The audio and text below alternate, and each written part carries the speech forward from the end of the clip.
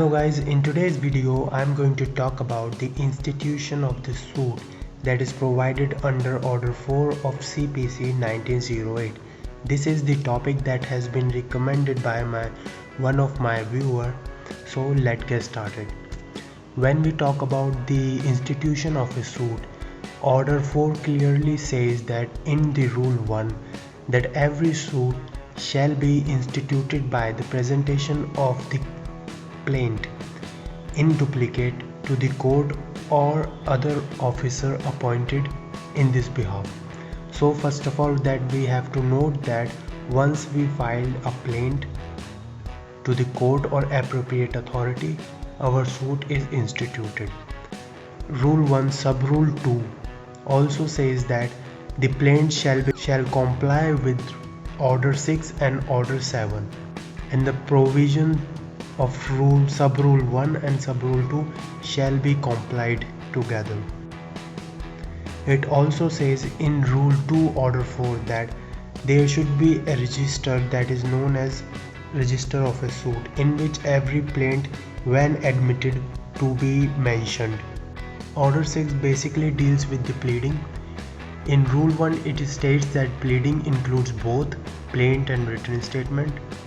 Rule 2 states that pleading should be in concise form. It basically tells us the outer look of the pleadings, that the pleading should contain only a material facts, that it should only state facts and not evidence, that the pleading should be in paragraph and number, and the every number, date, sum shall be in figure as well as in word in the pleading.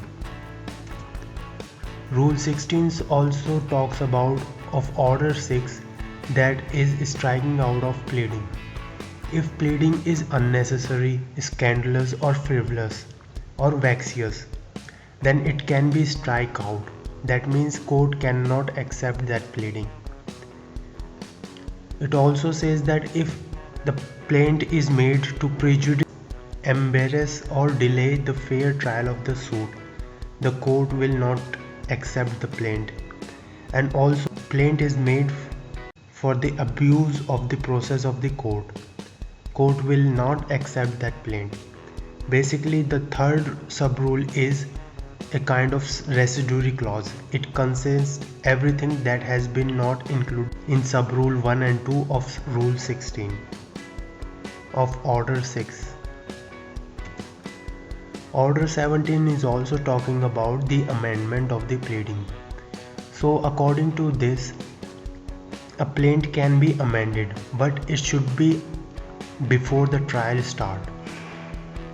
But what if we have to make a certain amendment after the trial? Then we have to satisfy the court that even with the due diligence the party could not have raised the matter at that time.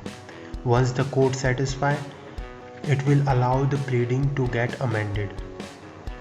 The court also gives us a reasonable time for amendment, or if no reasonable time is present, then 14 days. If no amendment made under this period, that means the court will not accept the amendment or will extend the further period for providing the amendment.